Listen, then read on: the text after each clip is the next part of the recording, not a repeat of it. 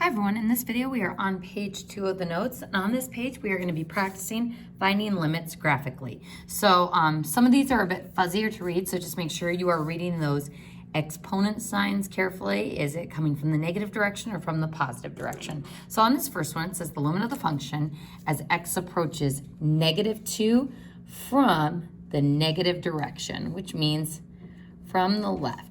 So what we are going to do is we are going to find that x value at -2, there it is, and we are going to follow that function towards that value coming from the left.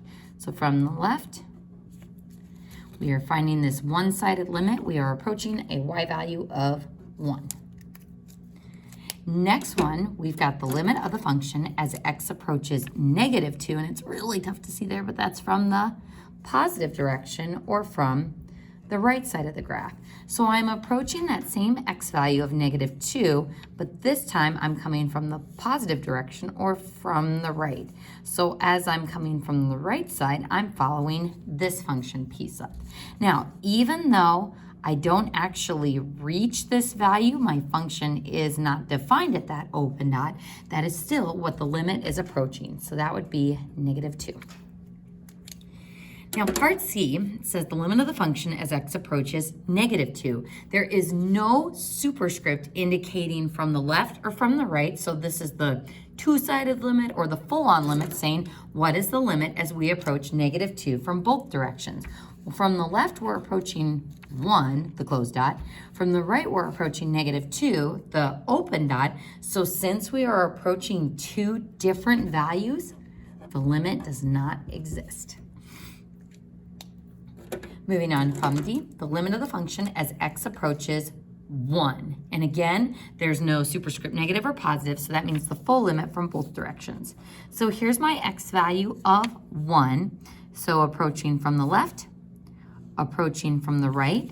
And even though we aren't defined at that y value of 1, that is still what my function is approaching. So f of 1 would be this closed dot down here, but what we are approaching limit-wise is +1.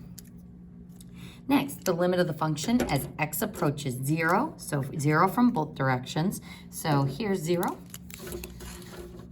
And as we approach it from both directions, root and root, we are approaching that defined value at -2. Moving on to the next one, the limit of the function as x approaches 3 from the negative direction or from the left. So first we find 3, which is that x value, and we're coming from the negative side of the graph. So coming from this direction, we are approaching that y value of 5. Next one, limit of the function as x approaches -1. So -1 is here. And we are approaching that same value from both directions of -3. Next, the limit of the function as x approaches -3.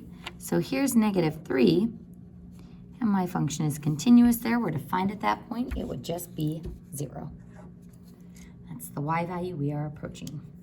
Now be careful, because on I and J, we are not looking for the limit. We are looking for how the function is defined at those values. So what is f of -2?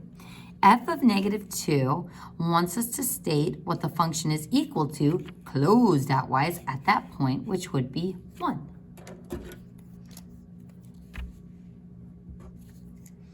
And then this one, f of 1, wants to know how we are defined at this x input. We're not defined at that open dot value. It's the closed dot value at -2. That is how our function is defined.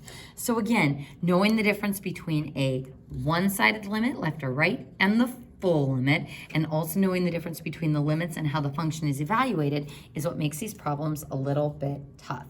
So folks, I'd like you to go ahead and pause the video and try the bottom problems on your own. Notice that instead of giving the value, you are verifying whether these statements are true or false. So pause the video and unpause when you're ready to see the answers.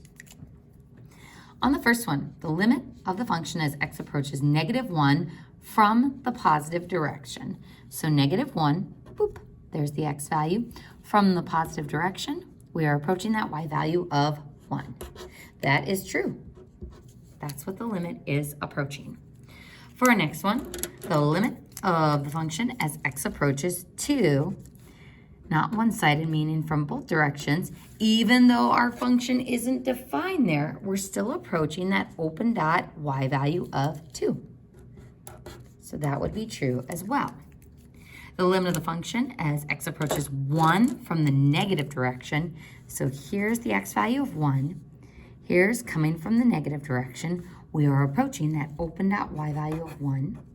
So that is true as well.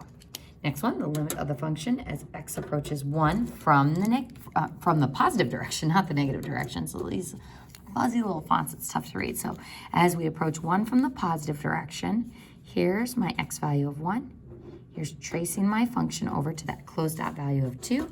So this one is true as well. So all true so far. Next one, the limit of the function as x approaches 1 does not exist. So here's 1. From the negative direction, we're approaching 1. From the positive direction, we're approaching 2. So since we are approaching 2 different values, the limit does not exist. So that is true. Almost lastly, the limit of the function as x approaches 0 from the negative direction. So 0 from the negative direction, we're approaching 0. And then as we approach 0 from the positive direction, we're approaching 0 as well. So that is true because those limits are equal to each other.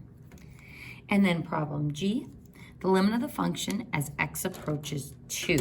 So limit of the function as x approaches 2.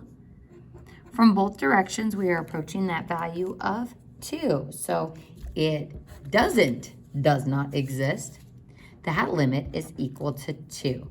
So that is the only false one on this diagram. And that concludes page 2 of the notes.